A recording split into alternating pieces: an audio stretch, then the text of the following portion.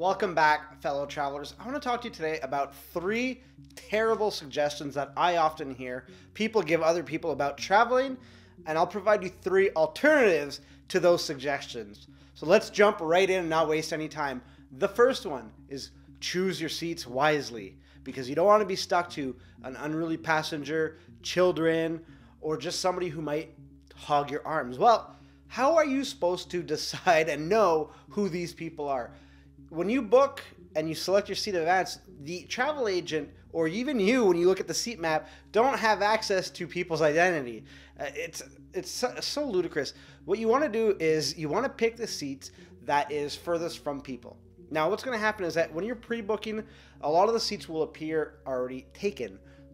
Because the airline holds on to seats for airport operations, those seats get released once the flight is open and officially checked in at the airport. So what's going to happen is that when you, I'd say about a few hours before the flight takes off, you can reselect your seat and then look at what other options are available. Chances are you'll find a few spots on the aircraft that might be open if your plane isn't oversold or near capacity. If it is, at least you've gotten a seat that you really want. Don't base it on what other people will do. It's really a roll of the dice. I've sat next to babies who have been completely quiet on a plane ride. I've also sat next to complete strangers that seemed quite civil, were in business suits, that reeked of body odor. The odds are you're going to get seated next to somebody and you'll have little to no choice on what that person is unless you're traveling with somebody. So don't base your factor on who might sit next to you or the location in which you'll be in proximity to annoying people.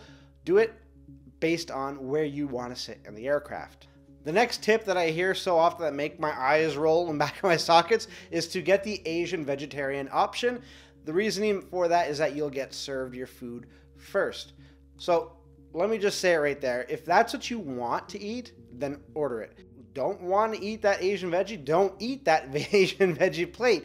What you can do is order whatever you want and you'll be served when it's your turn to be served.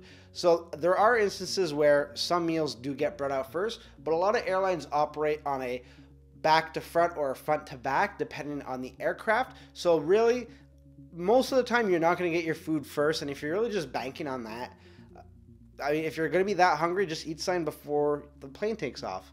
Munch on something or just keep yourself occupied. Drink some water. You'll get a better meal if you order what you want, and you'll enjoy it more on the plane. Now the last one. Now the last one is book or get into an airport lounge that is run by an airline. So I'll stop you right there. If you are not a frequent flyer or you haven't paid for business class or first class, don't go into this lounge. And the reason is twofold. Yes, a lot of airlines do now offer, if it's $15 to $40 to $100, depending on the lounge, to access that lounge for the day. But what's going to happen is that if more and more people who don't fall into the criteria that I mentioned start to book this lounge, it just becomes a second waiting area. And you're not getting the peace and tranquility you normally would if not everybody was using this newfound option that the airlines are trying to employ so that they can generate more revenue.